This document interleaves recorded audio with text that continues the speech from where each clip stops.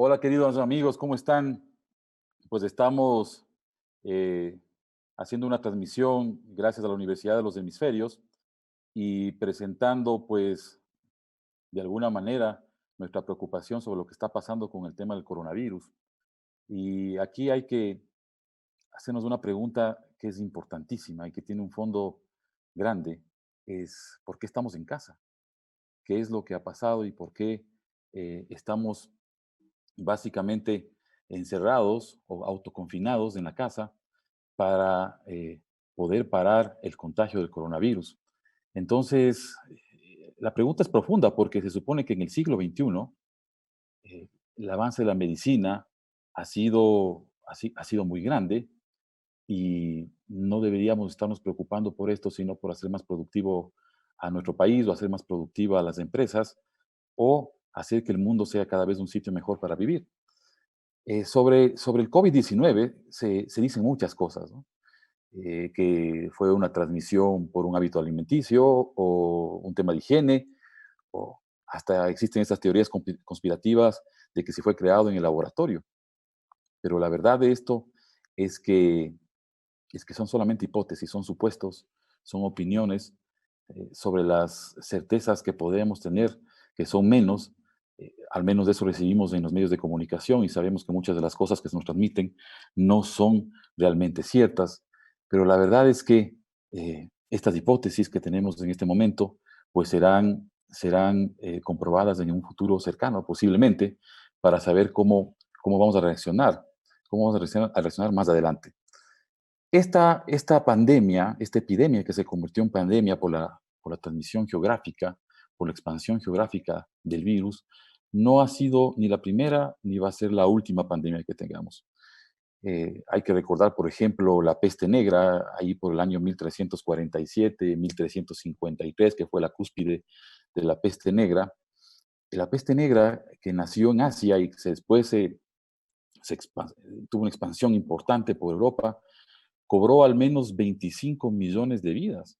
Pero recordemos cuál era la población mundial en esa época, era mucho, mucho menor de la que tenemos ahora y sin embargo existieron 25 millones de muertes. Y luego de esto tenemos también más o menos en 1918, 1920, que fue la duración de la gripe que se conoció como gripe española, y esta cobró posiblemente 40 o 50 millones de personas, de vidas, y, y fue realmente grande, pues estuvo en los Estados Unidos, estuvo en Europa también. Y por último, hay que recordar que entre el año 2014 y el año 2016 tuvimos la epidemia del ébola, pero a diferencia de las otras dos grandes, de la peste negra y de la gripe española, el ébola solamente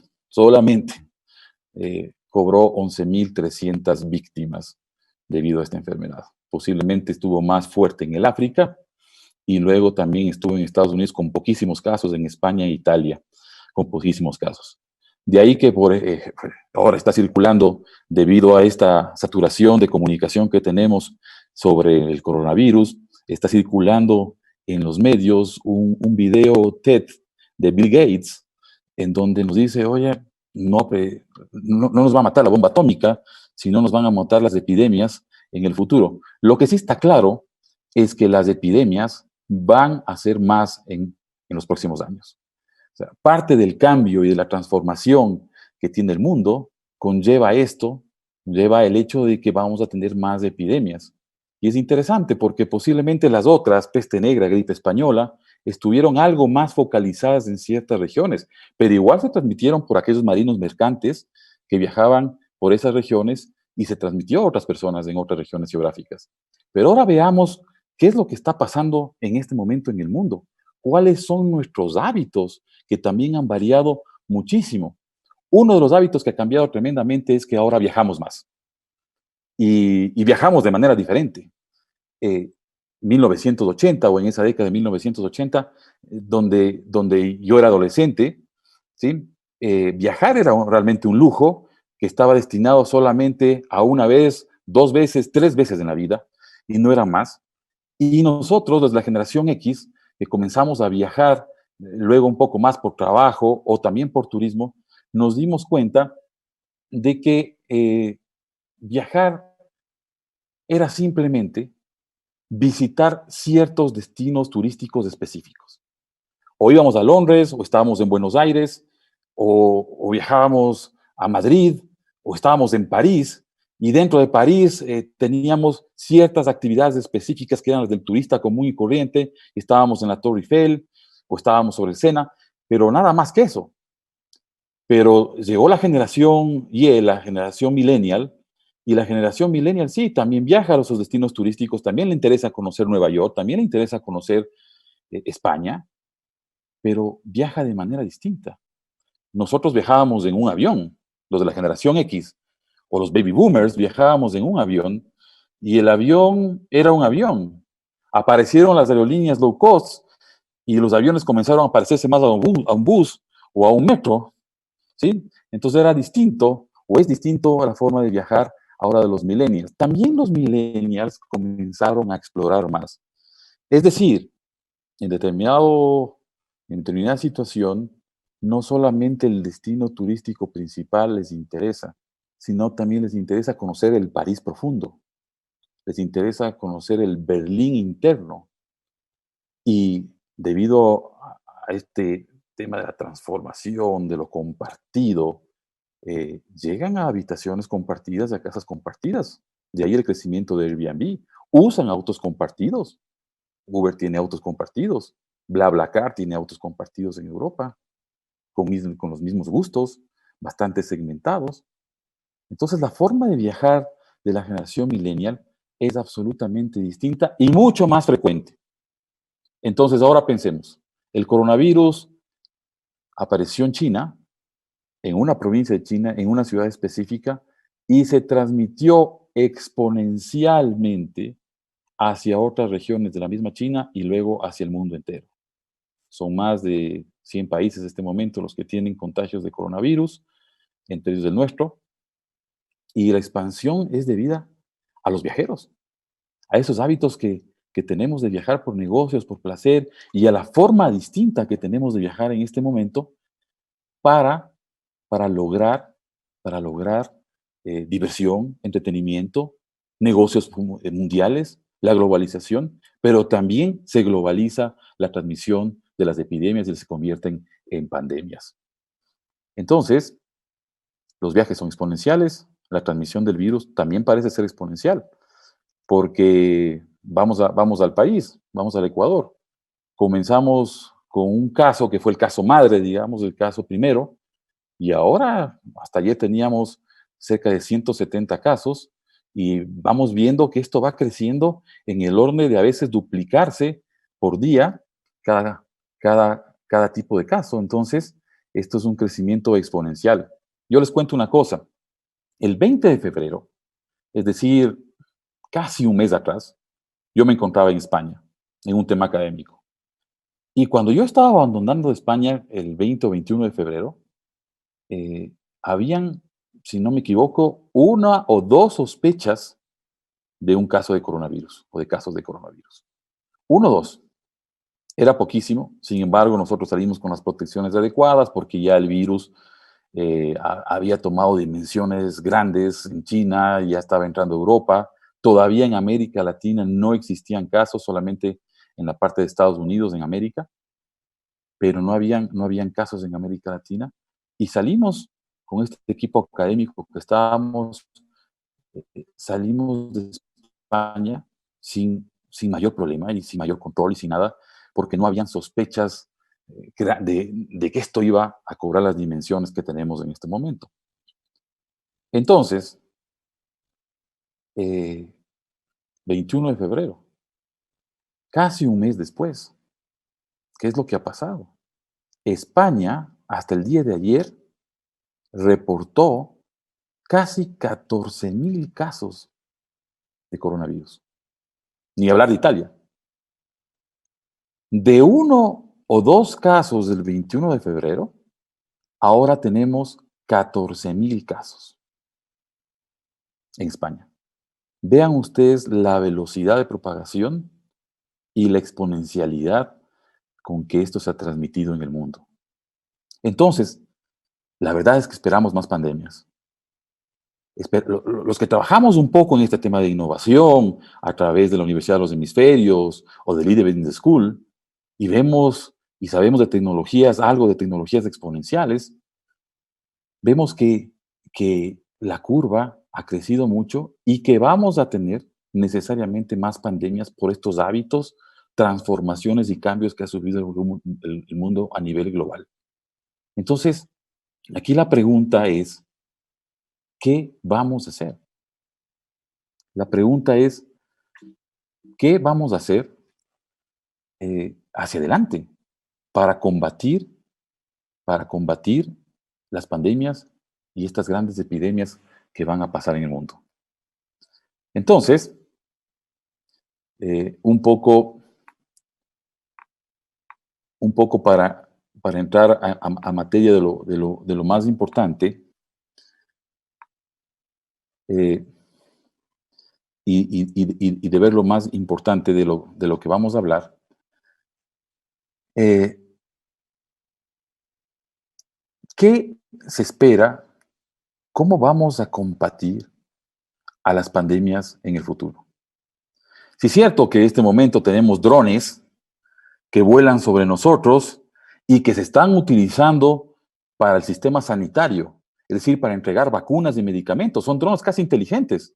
Entonces, el primer punto que vamos a ver que va a crecer mucho en el futuro es la inteligencia artificial para combatir pandemias. Ese aprendizaje profundo de las máquinas que aumentará el conocimiento y las decisiones humanas en tiempo real. ¿Sí? Las máquinas van a aprender de los datos que están en el sistema, de los datos que están en Internet, y van a poder conectar esos datos, generar conocimientos y hasta tomar decisiones. Entonces uno se pregunta, bueno, ¿y la inteligencia artificial cómo va a influir en el tema médico para combatir pandemias? Bueno, la inteligencia artificial va a optimizar el flujo de pacientes, va a darnos imágenes médicas y diagnósticos, va a automatizar registros de salud a través del lenguaje natural, es decir, va a poder reconocer la voz de un médico, va a hacer análisis predictivos y va a tomar datos del paciente y analizar riesgos. Y los va a juntar para tomar decisiones y para ayudarnos a nosotros a tomar decisiones. Es decir, la creatividad de las máquinas, si se puede llamar así, la capacidad de las máquinas con inteligencia artificial, se va a juntar con la capacidad del cerebro humano y de las personas, ese talento que tenemos todos, y vamos a generar algo que se llama supercreatividad. Y esto lo digo porque en muchas esferas escuchamos y, y vemos comentarios, escuchamos comentarios sobre que las máquinas y la inteligencia artificial van a pasar a los seres humanos. Posiblemente algunas profesiones sí sean susceptibles de reemplazo, pero en otras, como en el sistema médico, la inteligencia artificial, robots que operan, inteligencia que predice cosas y se adelanta, va a ser un avance muy importante para combatir las pandemias en los siguientes años. Y los siguientes años no estoy hablando de 20 o 30 años, estoy hablando en los siguientes 2. Tal vez ya tenemos muchas cosas en el presente. Lo que sí les puedo decir es que esta década del 2020 al 2030 va a ser una década profunda, profunda en adopción de tecnologías que ya están. El segundo punto que quería comentarles es, bueno, la inteligencia artificial funciona con la ciencia de los datos. Entonces, inteligencia artificial y Big Data van a tener una convergencia que ayudará a la predicción. Esto es muy interesante porque resulta ser que Blue Dot, este es un sistema canadiense, es un algoritmo creado en el Canadá. Un algoritmo es una serie de instrucciones que permiten, instrucciones específicas que permiten resolver problemas. Este algoritmo, el de Blue Dot, fue creado en Canadá. Y escúchese bien, 9 días antes de que la Organización Mundial de la Salud diera la alerta del coronavirus, es decir, esta expansión del coronavirus, ya Blue Dot había preveído que la epidemia se iba a extender a todo el mundo. ¿Sí? ¿Cómo lo hizo? Blue Dot monitoreó noticias, ¿sí? Monitoreó redes donde se hablaba de enfermedades en específico de esta. posibles brotes de estas enfermedades, tuvo acceso a datos globales de las aerolíneas. ¿Sí? Tuvo acceso a datos globales de las aerolíneas para saber si había algún enfermo o no había algún enfermo y pudo predecir cuándo se propagaría el virus. 9 días antes que la Organización Mundial de la Salud. Entonces, la inteligencia artificial con los datos van a ser muy importantes para esto, para la predicción. Y luego estos datos van a ser almacenados y protegidos en blockchains. Blockchain es una base de datos inviolables. A través, se concatenan. Son bloques, son cubos que se concatenan y que cada uno guarda cierta información y es inviolable. Se cierra. Pero en determinado momento yo puedo hacer un contrato inteligente o tener los permisos para ingresar a esta información. Ahora fíjense ustedes la información que se generó en China, la información que se genera en el Ecuador, la información que están generando en Italia o en España, de prácticas, de procedimientos que sirven o no sirven para tratar la enfermedad, se suben a esta base de datos y a través de permisos pueden ser descargados. Entonces, se puede desarrollar muchas soluciones médicas y se puede investigar muchas cosas a través de esta información a la que yo tengo acceso, pero solamente yo tengo acceso con los permisos necesarios. Es decir, los investigadores, las personas del sistema sanitario, médicos, pueden tener acceso a esta información para seguir desarrollando y creando cosas para poder combatir la pandemia. Y esto nos lleva a un punto 4 que es muy importante, que es la biotecnología. La biotecnología será acelerada en los próximos años. Pero, ¿qué es esto de la biotecnología? Yo me meto en un laboratorio y posible este momento haya muchas universidades, centros médicos y profesionales que estén tratando de buscar una vacuna para el coronavirus, para el COVID-19.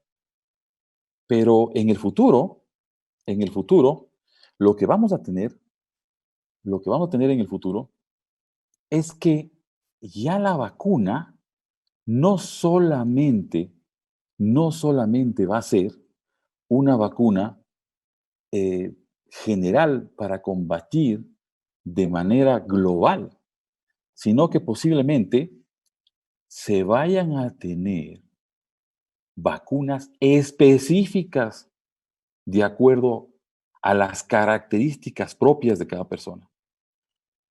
Es decir, vamos a tener vacunas on demand. Habrá una vacuna que no afecte a los niños, habrá otra vacuna que será específica para personas de la tercera edad con preexistencias médicas y habrá otra vacuna que a lo mejor se adapte a temas geográficos. Esto es la biotecnología. Es la capacidad de entrar y escarbar hasta en el ADN para poder descubrir ciencia médica dentro de esa cadena y poder tener las soluciones específicas que el mundo va a necesitar en un futuro. Y aquí entramos en un tema, ¿no? Muchos de nosotros conocemos la ley de Moore, esto de que de 1 pasas a 2, y de 2 pasas a 4, y de 4 pasas a 8, y de 8 pasas a 16. Es decir, si dieras 30 pasos en línea recta exponenciales, darías 26 vueltas a la Tierra. Y la ley de Moore nos ha indicado esto, ¿no? Desde aquellos chips, el primero salió en 1971, aquellos chips que fabricó Intel en 1971, hasta lo que tenemos ahora, pues hay 90,000 veces la mejoría de cada uno de esos chips. Entonces, la ley de Moore significa que esto va a seguir creciendo, pero los espacios físicos de los chips, por ejemplo, van a ser bastante limitados ya no hay espacio físico. Entonces, estamos viendo este momento la aparición de la computación cuántica. ¿Cuál es la diferencia entre la computación tradicional, digamos, y la computación cuántica? La computación tradicional trabaja en forma de bits, en un sistema binario, unos y ceros. La computación cuántica trabaja con unos y ceros. Los bits, unos o ceros. La computación cuántica, unos y ceros. Es decir, si ponemos un ejemplo rápido y tenemos una moneda, en la computación tradicional o trabajas con cara o trabajas con cruz de la moneda, o trabajas con cara o trabajas con sello de la moneda. En la computación cuántica es como si lanzaras la moneda y cayera en el filo y se quedara en el filo y podrías utilizar y ver las dos caras, digamos, o cara y cruz de la moneda o cara y sello de la moneda. Entonces, ¿qué significa esto? Que en lugar de trabajar con bits, vamos a trabajar con qubits. Y los qubits tienen una capacidad impresionante de cálculo. Eh, Se calcula que una operación que le toma a la computación tradicional 200 segundos, ¿sí? O perdón, a la computación tradicional le toma 10.000 años, a la computación cuántica le va a tomar 200 segundos. Pero bueno, la pregunta de aquí, ¿qué nivel de desarrollo tenemos respecto a la computación cuántica? Si ustedes ingresan a www.rigetti.com, van a ver el desarrollo de la computadora cuántica de Rigetti. Esto está tan abierto que ustedes tienen los esquemas, tienen los mapas, tienen la forma de la computadora cuántica y el desarrollo que tiene hasta el momento. Se calcula que el gran desarrollo llegará cuando tengamos 80 qubits en una computadora cuántica que permitirá manejar cuatrillones de datos al mismo tiempo, cuatrillones de datos al mismo tiempo. Y este momento, de los 80 qubits que tienes pensado tener una computadora cuántica, hemos desarrollado 30. Es decir, ya hay una grandísima capacidad de procesamiento de información con la computadora cuántica. Bueno, ¿y esto cómo afecta o cómo va a influir en el combate de las pandemias? ¿Se imagina usted la cantidad de datos que se van a poder procesar? Esos datos que están subidos en blockchain y que fueron producto de, de la ciencia de los datos, del Big Data, la cantidad de datos que se van a poder procesar en cantidades tan pequeñas de tiempo para poder tener resultados que ayuden a cualquier proceso médico. Entonces, la computación cuántica también nos va a ayudar a combatir pandemias. Y luego pasamos de la computación cuántica a la robótica. Sí, los robots pueden ser o no con inteligencia artificial, pueden tener aprendizaje automático, pueden tener deep learning los robots, o pueden ser robots programados por los seres humanos. Pero fíjese en este momento cómo los robots podrían ayudarnos ya ahora. Y cómo vimos, porque lo vimos en videos en China, ¿no? Cómo robots entregaban la alimentación a los enfermos del coronavirus. Cómo estos robots van a poder proteger y ayudar a la raza humana para que no se exponga el personal sanitario al contagio. Hemos visto, sobre todo en Italia, que es una noticia muy triste, cómo el personal médico se contagia del coronavirus y tiene que también entrar en cuarentena y entrar a un proceso de saneamiento o pierde la vida.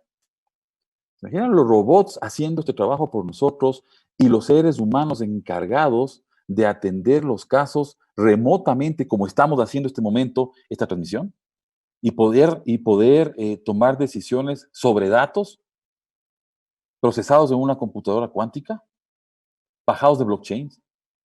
Entonces, los robots van a ayudar también a esto en un futuro muy cercano, que ya es presente realmente. Y luego los robots y todo lo que estamos viviendo y viendo en las calles de las grandes ciudades y en nuestros hogares se va a manejar con sensores.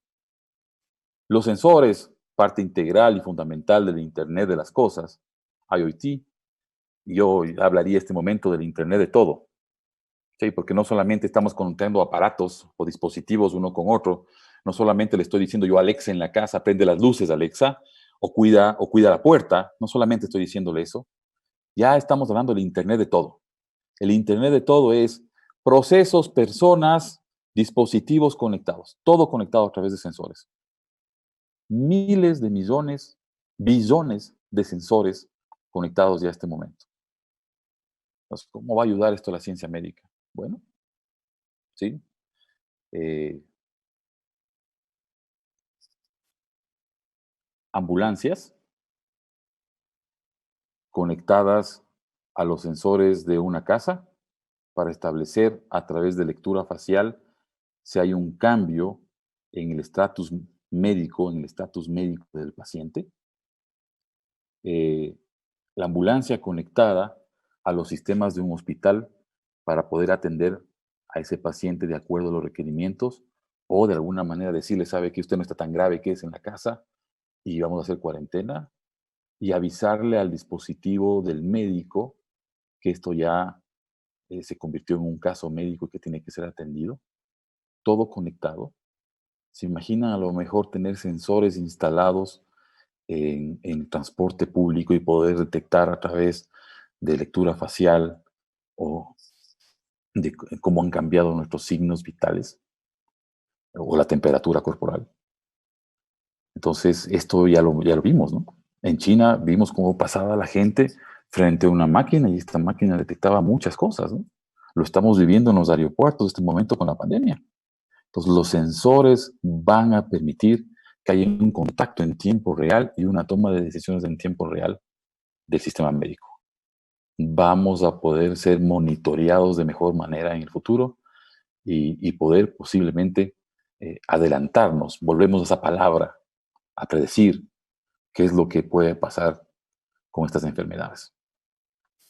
Y si juntan ustedes el Internet de las cosas con la velocidad de la tecnología, de la tecnología 5G, ustedes se imaginan también cómo los dispositivos y a qué velocidad los dispositivos pueden funcionar. Y por último, ¿sí? Un octavo tema, pueden haber más, pero un octavo tema que me gustaría topar en esta transmisión es la impresión 3D. Estamos viendo, ayer yo veía en las noticias, ¿no es cierto?, que se incautó un cargamento de mascarillas y de suministros médicos de contrabando en España y, y nosotros todos lo hemos vivido en estos días, ¿no? Tratar de conseguir una mascarilla para protegernos o un par de guantes o algunas otras indumentarias ha sido realmente una tarea muy, muy complicada. Y sin embargo, hay sitios donde están las mascarillas o hay personas que han acaparado gran cantidad de esto y no tenemos todos acceso. La impresión 3D nos va a ayudar mucho a este tipo de problemáticas, ¿no? Eh, Veamos cómo la impresora 3D puede gota a gota, ¿no es cierto?, imprimir una mascarilla o imprimir algún requerimiento médico que necesiten en un hospital y hacerlo on demand. Es decir, bastaría con tener estas super impresoras que cada vez también van exponencialmente creciendo, que cada vez son más interesantes, más rápidas, más fáciles de manipular y que manejan diversidad de materiales. ¿Cómo podrían ayudar a que este tipo de suministros lleguen a tiempo a los sistemas de salud y a todos nosotros? Entonces, simplemente para dar un recuento de esto: inteligencia artificial, big data, blockchain, biotecnología, computación cuántica, robótica, internet de todo, con sensores, velocidad 5G, impresión 3D. Le pueden sumar drones, le pueden sumar un montón de cosas. Lo importante es que todas las tecnologías de la era 4.0, todas estas tecnologías exponenciales, no actúan solas, convergen unas con otras para combatir, en este caso, las pandemias que vamos a tener en el futuro. Porque lo vamos a tener. Van a aparecer más. Nuestros hábitos y la forma. Este es producto y estamos pagando la era de abundancia que tenemos. No solamente tenemos abundancias de productos en el mundo, tenemos abundancia de viajes, tenemos abundancia de transporte, tenemos abundancia de servicios, ¿sí? Tenemos abundancia de información, ahora tenemos abundancia de interconexión. Esto en 1918, cuando apareció la gripe española, hubiera sido imposible. No nos hubiéramos podido comunicar, no existía esa tecnología. Son 100 años después que podemos ahora hablar de estos asuntos sin salir de casa, en un confinamiento que tenemos que seguirlo respetando. Y seguimos aquí y podemos conversar todos y podemos tener feedback de todas estas cosas. Esto no hubiera sido posible hace 100 años, ni siquiera hace 50 o hace 20 o hace 5 hubiera sido complicado. y ahora lo podemos hacer. El mundo vive en abundancia y el precio que hay que pagar dentro de esa abundancia es que también habrá abundancia de pandemias. Esto no nos tiene que llenar de miedo ni de desesperanza. Tenemos que saber que es algo más en el contexto de nuestras vidas que vamos a tener que superar. Y de hecho lo vamos a hacer. Vamos a superar. Ojalá no hubiera un solo fallecido por coronavirus, pero lo vamos a tener que superar. Y la tecnología, la conversión de la tecnología junto con el ser humano es lo que va a lograr que podamos, que podamos estar preparados para un futuro de abundancia. Les agradezco mucho su atención a esta transmisión en vivo. Gracias nuevamente por estar presentes. Seguramente dejarán todos sus comentarios. El video va a quedar grabado para que lo puedan transmitir a otras personas si es que les interesó el tema. Y posiblemente la universidad va a seguir haciendo este tipo de transmisiones en esta coyuntura, donde tenemos que aprovechar las oportunidades. Estar en casa significa que es un tiempo de preparación. También es un tiempo de reflexión, pero es un tiempo de preparación. Así que siempre, siempre manténganse humanos.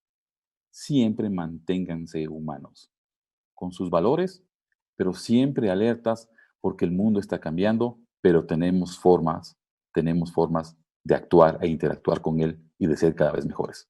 Muchas gracias.